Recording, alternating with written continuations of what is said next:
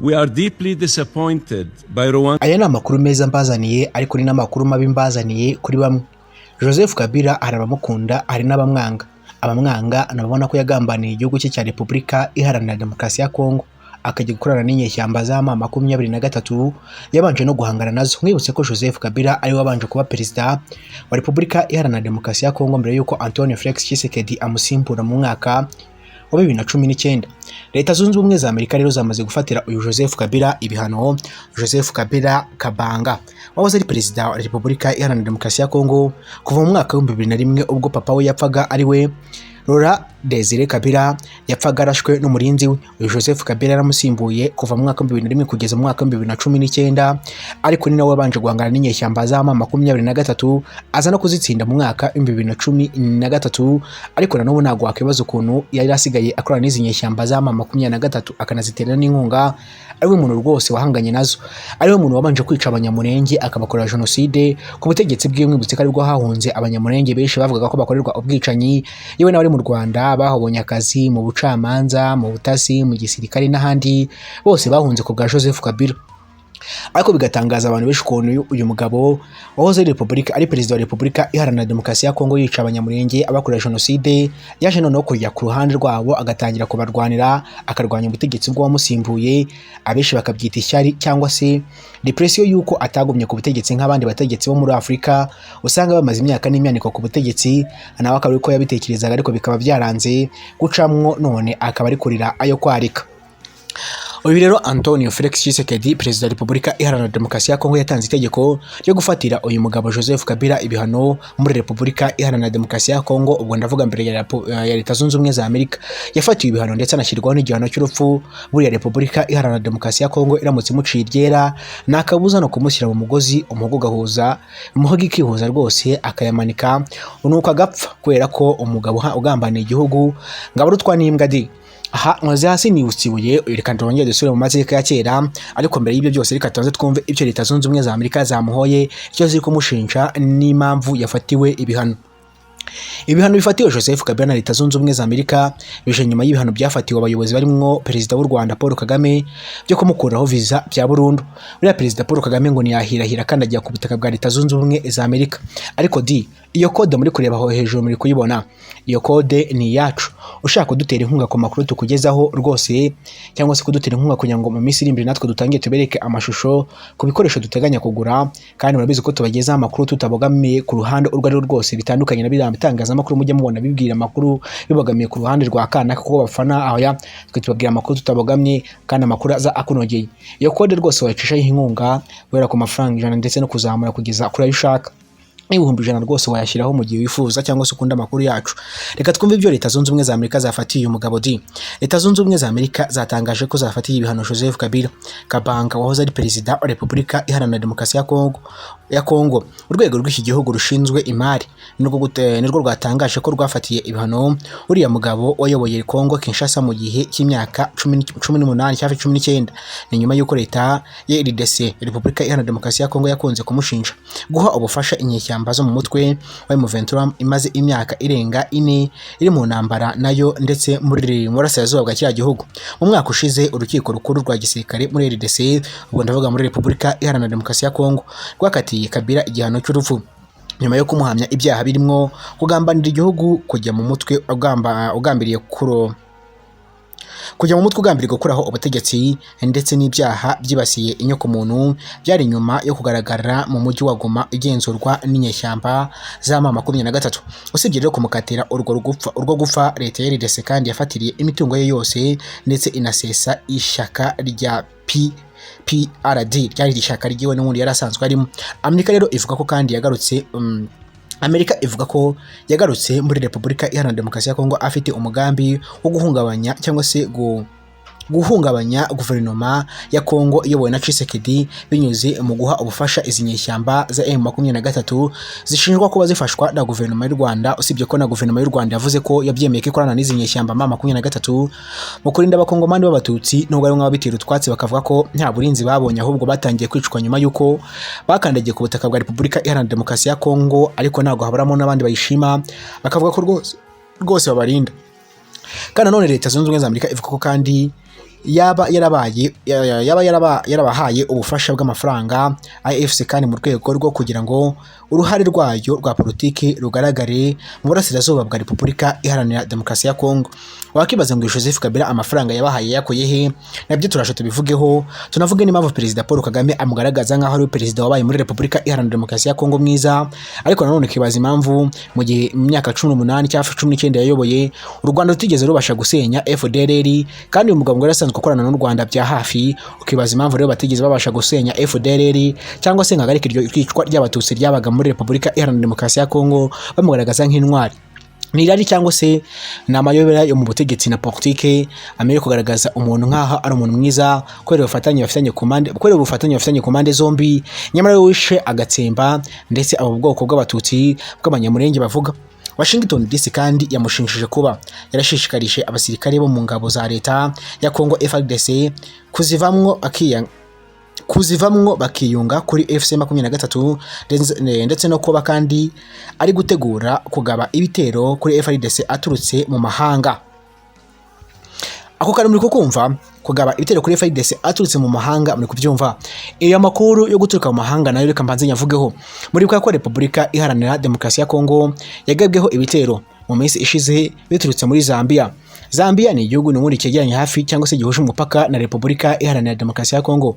Mu minsi ishize twabonye amakuru ko ku mupaka rwose umupaka uhuza Repubulika Iharanira Demokarasi ya Kongo na Zambia harimo agace ingabo za Zambia zamaze gufata. Uwo mugambi rero ukaba wishwe inyuma n'igihugu cy'u Rwanda, nko bivugwa ngo mu bishinjwa igihugu cy'u Rwanda nubwo nta kintu kigeze kibivugaho, dore ko byinshi bigaruka ku gihugu cy'u Rwanda bikaba biri gushinjwa FC23 ubuyobozi bwaho ndetse na uyu nguyu Joseph Kabila gutangatanga ingabo za FARDC nyuma yo kubona ko mu burasirazuba bwa Kongo bitagikunze kuba bamena cyangwa se gufata ibindi bice ndetse no gushaka kuyobya uburari kugaragaza ko ari ikindi gihugu gishaka kubikora, nyamara kubica intege. Rero bagende bafata ibice bigiye bitandukanye bakoresheje intambara yo guca muri Zambia. Zambia n'ubundi igeze kwigarurira Repubulika Iharanira Demokarasi ya Kongo mu duce tugiye dutandukanye ku mipaka ya byombi mu mwaka 2020.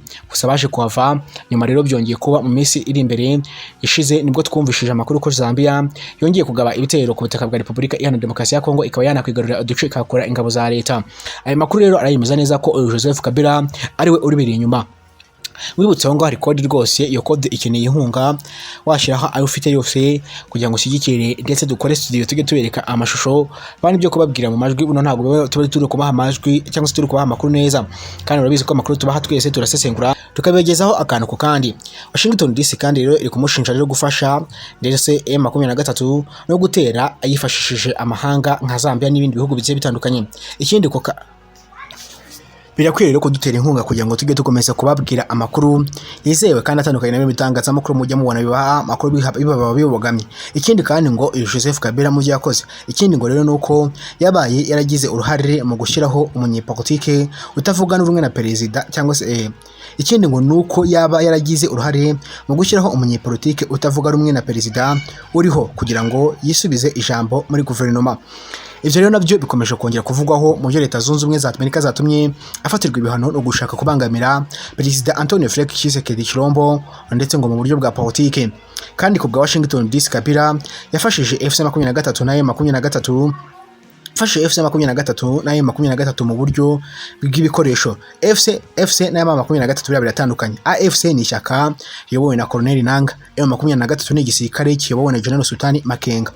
Rero barabihuje bihinduka FC23 cyangwa se AFC 23 cyangwa se AFC M23. Ariko ni ibintu impande byinshi zitandukanye. Colonel Nanga iri ni ishyaka rya AFC ni ishyaka nyine mu rya politike, noneho M23 ni igisirikare. Kugira ngo byumve neza nkuko wumva RPF wumva FPR kumva ni ishyaka, RDF kumva ni igisirikare, Rwanda Defense Force RPF naryo cyangwa se FPR rikaba naryo ishyaka ndetse riri ku butegetsi nkuko babivuga, ariko RDF ryo riba ari igisirikare rikorana n'iryo shyaka. Ku bwa Washington DC rero Kabila yafashije AFC 23 mu buryo bw'ibikoresho, ayitera inkunga cyangwa se ayiha ubufasha bw'ibikoresho, amafaranga, ikoranabuhanga cyangwa ubw'ibikoresho na serivisi. Kabila kandi ntacyo aratangaza kuri biriya bihano yafatiwe. Uyu mugabo kandi icyakora amaze igihe agaragaza ko umugabo cyakora cyo amaze igihe agaragaza ko ubutegetsi bwa Perezida Antonio Felix Tshisekedi yita ubw'igitugu bugomba kuvaho nyuma rero yo kumushinja kuba bukomeje gukora amabi menshi cyane no kubabaza abanyekongo. Aho rero niho nshaka dutinda ku busesenguzi bwacu. Joseph Kabila yamaze imyaka hafi 18 kuri Repubulika cyangwa se yoboye ubutegetsi bwa Repubulika Iharanira Demokarasi ya Kongo, imyaka 18 hafi 19. Uyu mugabo Joseph Kabila wayoboye kuva mu mwaka 2001. Ubundi papa wa Joseph Kabila n'uwo bita Laurent Désiré Kabila wagiye ku butegetsi mu mwaka wa 1997 ahiritse mu Mobutu Sese Seko wa Zapanga, ubwo yarafatanyijwe n'igisirikare cya APA. Rero ubwo yafatanyaga n'igisirikare cy'u Rwanda cyari cyaraje cyo kurwanya intera hamwe ngo zarakoze jenoside yakorewe abatutsi. Murabizi byabaye mu gusenya inkambi no gusenya ibindi birindiro bigiye bitandukanye, ari nabyo benshi ngo bishe jenoside y'abahutu yakorewe rero muri Zaire. Nubwo iyo jenoside itigeze yemerwa, u Rwanda runayihakana rwivuye inyuma rukavuga ko umuntu yivuzeho abashaka kugoreka amateka no gupfobya jenoside yakorewe abatutsi. Ibyo ngibyo murabizi neza mu mateka ibyabaye mu mwaka wa 1996 cyane cyane ku nkambi za Kisangani, Goma n'ahandi. Ubwo impunzi zimwe zaratahutse ziva muri Kongo zirataha, abandi bahungiye mu mashyamba ariyo baje no kuvamo FDLR. Ari nabyo rero benshi bavuga ko habaye ubwicanyi buteye ubwoba bw'indengakamere, abenshi bise jenoside yakorewe abahutu nubwo bitigeze bwemezwa, bikavuga ko ari gucyura rero impunzi. Byanabaye rero ku gitugu, ari nabyo umugabo witwa Ted General James Kabari yigeze kuvugaho, akavuga ko mu Rwanda cyangwa se igisirikare cya RPA ubwo cinjiraga muri Repubulika Iharanira Demokarasi ya Kongo gucyura impunzi z'abahutu cyangwa se gutuma no gusenya inkambi zabo, impunzi z'abahutu zigasubira mu Rwanda kuzumva zitabona. Ibyo ngibyo rero byanga amahanga yigeze byishimira, ari niyo mpamvu ubona ngo rwose u Rwanda rufatirwa ibihano batitaye rero ko urwo ari rwo ngo nuko rwose rwarengereye uri kwinjira no muri Repubulika Iharanira Demokarasi ya Kongo. Icyo gihe yari Zaire akajya gucyura izo mpunzi. Icyo gihe rero uri ku butegetsi yari afite ishyaka ryitwa FDR, ariwe rero Laurent Désiré Kabila se wa Joseph Kabila. Yararwanye paka ageze ku butegetsi, akimara gufata ubutegetsi nawe yaje kwihinduka inyeshyamba za RPA na kingabo za RPA zari z'u Rwanda, za UPDF za Uganda n'iza Angola zafatanyije nawe gufata ubutegetsi. Icyo gihe kandi ubwo ni nabwo uri Leta de General James Kabari yabaga umugabo w'ingabo mukuru mu bihugu bibiri biri mu Rwanda na Repubulika Iharanira Demokarasi ya Kongo. Cyaje kuba ngombwa ko rero izo ngabo z'u Rwanda zisubira iwabo. FDLR yahise itangira gushingwa ntiyasenywa n'ubundi. Uyu Joseph Kabila rero uyu cyangwa se uyu rero Désiré Kabila yaje gupfa mu mwaka 2001 arashwe n'umurinzi we. Ndetse uyu Joseph Kabila umuhungu we ubwo yabaye perezida w'inzibacyuho kuva mu mwaka 2001 kugeza mu mwaka 2006 atorewe kuba perezida w'ikiriya gihugu. Urumva yamaze hafi imyaka ingahe igera kuri 5 ataba perezida wemewe, gusa 2006 aratorwa. Uyu rero nawe kujyaho nko u Rwanda rumushima, akavuga ko ari umugabo ugejeje ko ibishoboka byose, nawe nigeze afatanya n'u Rwanda gusenya FDLR. Wakibaza rero ngo kubera iki niba u Rwanda rumushima ko yabaye umugabo mwiza, akaba ari no korana n'inyeshyamba za 23 w'ikimama 23 iri kuyamuhize igashaka no kumukura ku butegetsi no kwigarurira igihugu, ngo yarabishe yicaga abanyamurenge n'abandi kandi bavuga ko barwanira ubwoko bw'abatutsi bw'abanyamurenge. Nyuma akaza gukorana nabo kandi akavuga ko ubutegetsi bubi ngo bwica abaturage kandi babaza ari ubw'abakongo ari ubwa Tshisekedi, aho yabaye intwari.